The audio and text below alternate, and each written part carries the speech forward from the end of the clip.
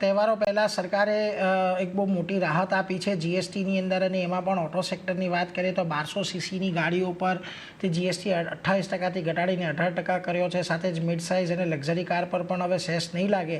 હવે GST કાપને auto સેક્ટરને કેટલો push મળશે તેના પર વાત કરવા માટે આપણી સાથે મારુતિના ચેરમેન આરસી भार्गव साहब जुड़ाए गया है. भार्गव जी, बहुत बहुत स्वागत आपका सीएनबीसी बाज़ार पर, और सबसे पहले तो बहुत शुक्रिया हमारे साथ जुड़कर ये सारी डिटेल्स शेयर करने के लिए.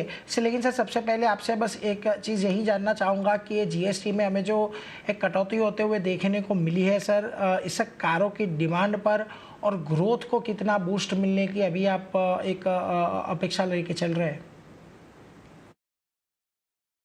ये देखिए, इसको रैशनलाइजेशन की तरफ और से नहीं देखना चाहिए. ये एक इकोनॉमी के लिए एक बहुत महत्वपूर्ण रिफॉर्म का मेजर है. ये सारा जो जीएसटी का स्ट्रक्चर हुआ है, ये सबसे मेजर रिफॉर्म्स की कैटेगरी में आता है, और इसकी वजह से पूरी अपनी इकोनॉमी में बहुत फायदे होंगे. और अभी तो हमको समझ में नहीं आ रहा कितने के फायदे होंगे.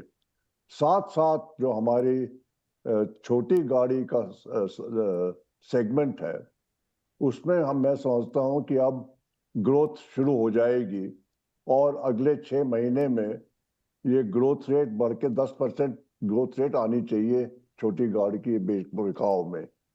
पूरे कार के सेगमेंट में इंडिया में जो अभी तक 1-2% ग्रोथ हो रही थी, वो भी मैं समझता हूँ बढ़ के 5-7% की ग्रोथ तो जरूर हो जाएगी.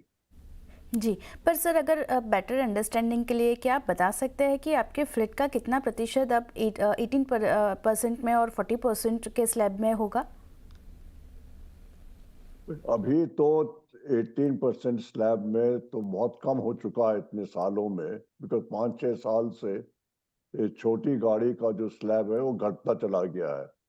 तो मुझ में एग्जैक्ट फिगर तो नहीं है, मगर ये डिक्लाइन हुआ है और ऊपर का स्लैब बढ़ता चला गया है. और मैं समझता हूँ ये प्रोपोर्शन अब दोबारा चेंज होने लगेगा. जी भार्गव सर, आपसे ये भी समझना चाहेंगे कि क्या, देखिए, एक तरफ हमें ईवी के अंदर कोई चेंजेस होते हुए नहीं दिखा है. हमने देखा था बहुत सारे स्टेट्स ने हाइब्रिड कार के ऊपर स्टेट टैक्स घटाया है. तो क्या आपकी लगता है कि हाइब्रिड कार जो है उसके ऊपर टैक्स और यहाँ से कम होना चाहिए था? देखिए, हाइब्रिड कार्स के लिए कुछ और विद इन ये स्लैब सिस्टम में कुछ करना बड़ा कठिन नजर आता है, कि एक नया स्लैब तो बना नहीं सकते हाइब्रिड्स के लिए. तो गवर्नमेंट ने हाइब्रिड को, जो छोटी हाइब्रिड्स हैं उनके लिए 18% कर दिया है, और जो बड़ी हाइब्रिड्स हैं उनके लिए 40 कर दिया है. तो बड़ी हाइब्रिड्स में कुछ तो रिलीफ मिली है, थोड़ी सी 3% की, और अभी छोटी हाइब्रिड सेगमेंट एग्जिस्ट ही नहीं करता है. जी, पर भार्गव सर, देखिए, जीएसटी काउंसिल ने जो फैसला लिया है, अभी 22 सितंबर से हम लोग देखेंगे कि वो निर्णय जो है वो यहाँ पे लागू होगा. तो मारुति और ऑटो सेक्टर को कितना इन्वेंटरी और टैक्स सेस का लॉस हो सकता है, इसके बारे में आप कुछ बता पाए तो? ये हमारे लोग अब वर्कआउट कर रहे हैं कैसे मैनेज किया जाए, बट इसमें लॉस होना नहीं चाहिए, बिकॉज इस वक्त आज से और 22 तारीख तक डीलर्स को गाड़ी तो बेचनी नहीं चाहिए पिछले जीएसटी के रेट पर. तो अभी तक जो गाड़ी जा चुकी हैं हायर रेट पर, उनको टैक्स ऑलरेडी एब्जॉर्ब करना पड़ेगा आगे सेट ऑफ्स में. तो ये अभी वर्कआउट हो रहा है कि इसमें कुछ, मेरे ख्याल से खास कोई लॉस होगा नहीं. जी सर, और एक बहुत ही महत्वपूर्ण सवाल कि जीएसटी कटौती का फ़ायदा कब तक कंज्यूमर को मिलना शुरू हो जाएगा, और क्या ये जो कटौती है उसका पूरा फ़ायदा ग्राहकों को मिलेगा, या फिर उसमें भी कुछ हमें कम होते हुए देखने को मिल सकता है?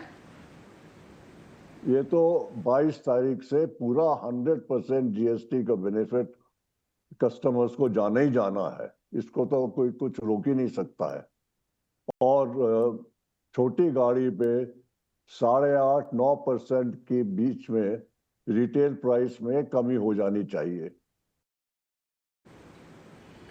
जी भार्गव सर, इसके साथ बहुत बहुत शुक्रिया हमारे साथ जुड़ने के लिए और ये पूरी डिटेल શેર કરને કે लिए. તો જો ખાસ કરીને આપણી સાથે મારુતિનું મેનેજમેન્ટ જોડાયું હતું, જેઓ અહીંયાથી કહી રહ્યા છે કે અસર તો આવતી જોવા મળશે, પરંતુ 18% સ્લેબની અંદર હવે ઘણી ઓછી ગાડીઓ કદાચ આપણને રહેતી જોવા મળે, એટલે એના પર એક ખાસ ફોકસ રાખવાનું.